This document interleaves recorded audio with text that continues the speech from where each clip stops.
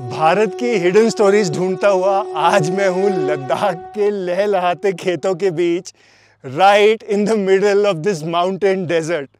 आज की स्टोरी में मैं ना सिर्फ आपको फार्मिंग रिचुअल्स के बारे में बताऊंगा, बल्कि I will tell you about the relation with the Ladakhi food. तो अपने मुंह में पानी लाने के लिए तैयार रहो। While riding through the gorgeous, लेकिन tough, hard and mostly dry terrains of deserts of Ladakh, ये कभी दिमाग में ही नहीं आया कि यहाँ जो locals खाते हैं वो आता कहाँ से, यहाँ की फार्मिंग कैसी होगी, खेत कैसे होंगे। But when I reached a remote village of Ladakh, it was harvest season and I was stunned to see the beauty of the farming landscapes. इतने प्यारे लोग और इतने सुंदर खेत। यहाँ सरसों के खेत तो नहीं थे, पर फिर भी मुझे DDLJ की याद आ गई। Jokes apart, I was really mesmerized with the beauty and even more importantly, the beautiful farmers' folk songs that I heard.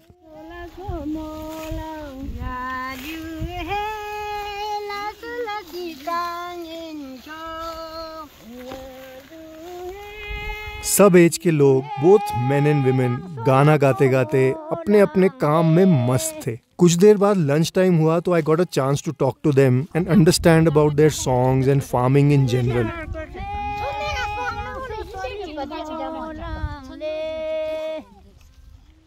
तो ये फेमस सॉन्ग है कि लद्दाख की लासो लामो गाओ गाओ, सब लोग बोलते हैं कि लासो लामो गाओ, फिर हम ये काम जल्दी से ख़त्म हो जाती है, ख़त्म हो जाएगा। इसलिए सब मिला के, या बॉयज़ हो या गर्ल्स हो, सब मिला के गाते हैं तो ये काम एकदम ख़त्म हो जाते हैं, इसलिए गाते हैं जी।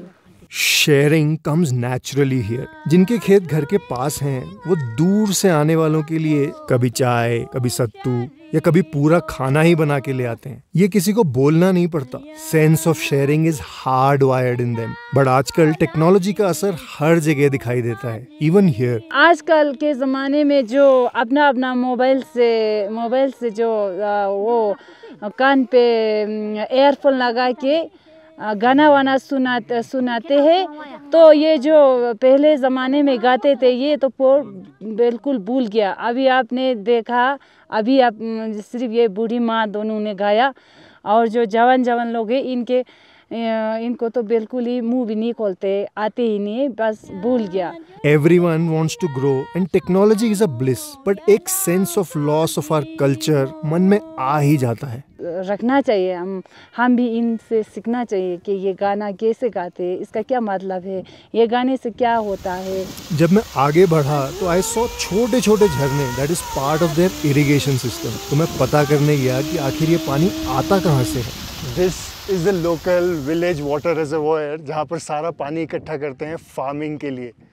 और फार्मिंग के लिए जो पानी डिस्ट्रीब्यूट करते हैं पूरे खेतों में, उसका बहुत ही इंटरेस्टिंग तरीका है। राजा के जमाने से चली आ रही प्रथा यहाँ आज भी प्रिजर्व्ड है। अभी भी गांव में नंबरदार होता है, जिसका काम है प्रायोरिटी के हिसाब से सबको पानी डिस्ट्रीब्यूट करना। प्रायोरिटी डिसाइड होती है as per the families. For example, Kharpa या royal family gets the water on top priority and regularly every few days.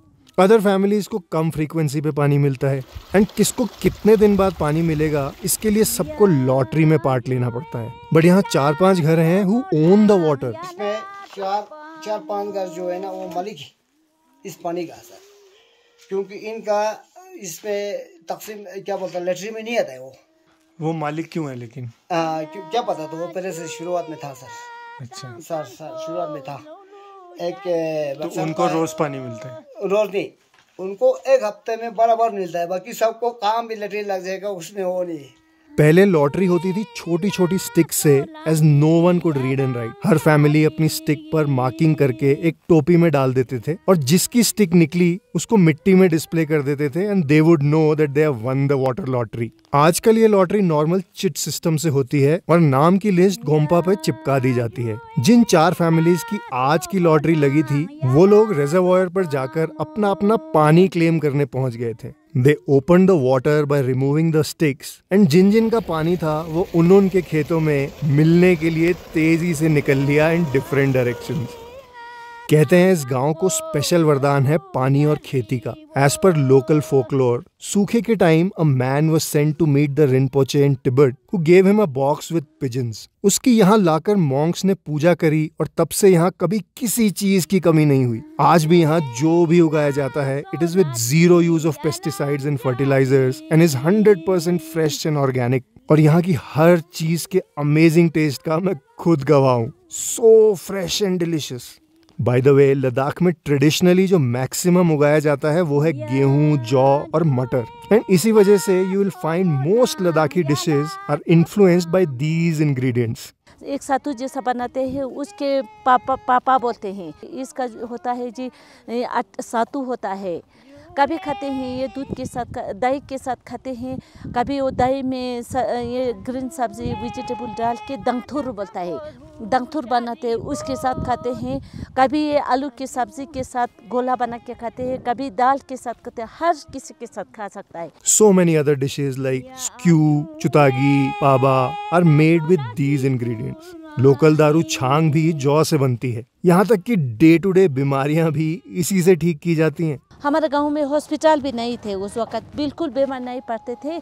जो ही जुकाम होते थे इसी गेहूं के सातू को पानी में गूल के सूप जैसा बना के खाए। 2-3 दिन रोज खाएगा तो ये जुकाम का नाम आने शाम तक खत्म हो जाता है। आ गया ना मुंह में पानी। So now share this video with your friends right now and help save the beautiful cultures of Bharat. I'll see you in my next story. Khushiyan always. Jule!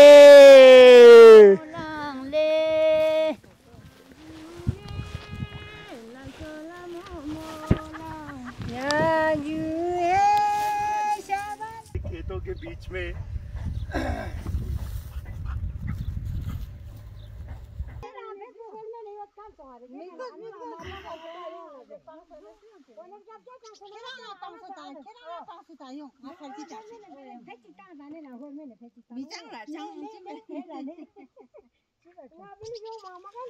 धूप से बच के 1-1.5 घंटे से वेट कर रहे हो एक शॉट लेने के लिए नंबरदार साहब का।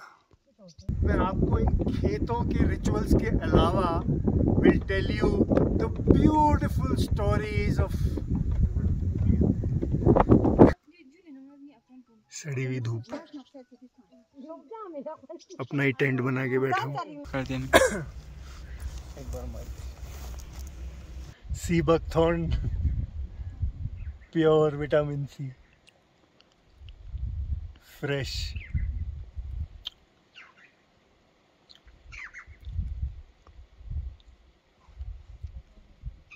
टेस्टी होता है ना? बिल्कुल।